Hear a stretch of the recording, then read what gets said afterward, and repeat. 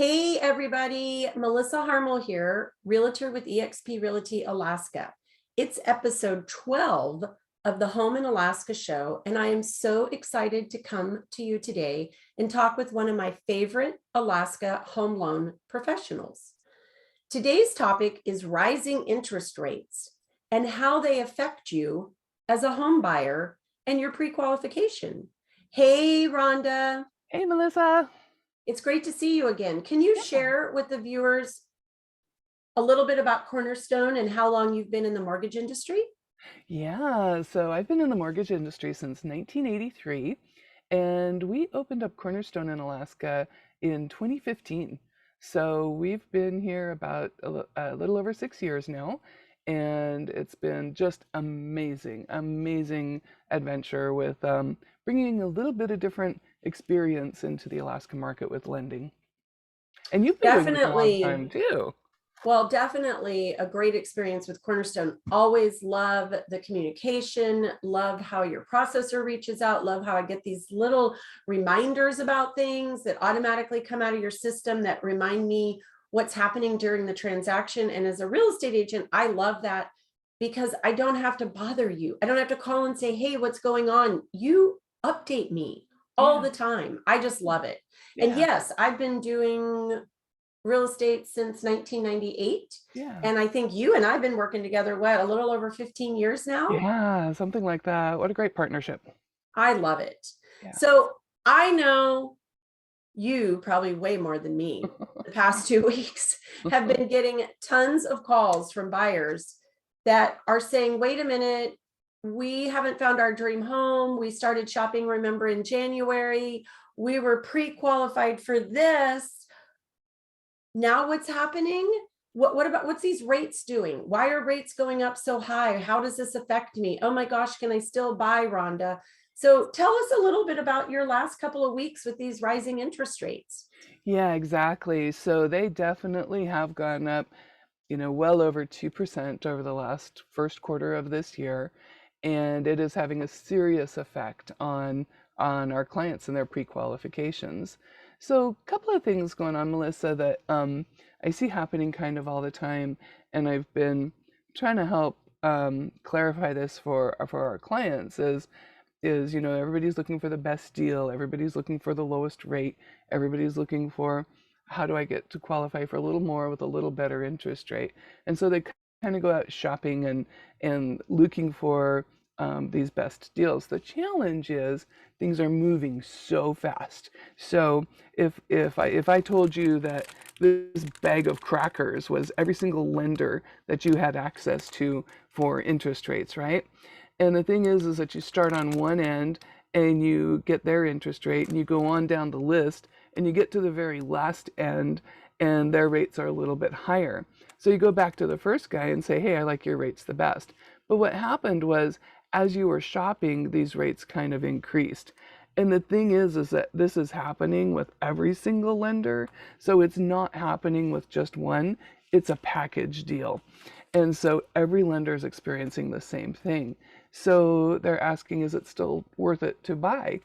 And I'm saying yes, because I mean, I remember when the rates were in the double digits back in the 80s, right? I was at 12.75. I thought I got a deal because everyone else was at 18 and 20%. Um, and then when I bought this house that I'm in right now, I was at 7.25 for years and years and years and years. And we had several cycles by then. And when they went just below 6%, I could lock in at 5.875. I told my husband, I am so locking in this interest rate. We'll be set for life. And then I refinanced it 3 more times since then, right? So is it still worth it to buy? Absolutely. Is it still a good time to invest in real estate? Absolutely. And if the rates should come through another cycle again, which all the indicators are that in a couple of years they very well may be, then you just refinance it down to a lower rate later. So get in now while you can, while the rates are still very affordable. They're not double digits. You're not paying 100% interest like you are as a renter, and they're still very reasonable. They're just higher than what we've been used to.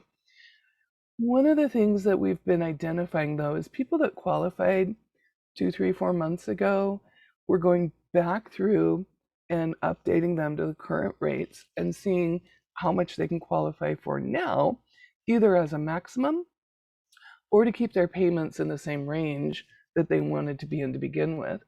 And what we're finding is that for every 1% interest rate increase, we're seeing about $25,000 in less buying power. So if we've gone up 2% over the last few months, that's about $50,000 in less buying power that you have right now. And nothing about the buyer changed, right? They still have the same job, they still have the same credit, they still have the same debt to income ratio. But what you're telling me as a realtor is that if I have buyers in my pipeline that we haven't actually found that dream home for, that say you and I, with the payment that that buyer wanted, was qualified for 400 in March, early March, and we haven't actually found that dream home, then we better only be shopping in the 350s. Exactly, exactly.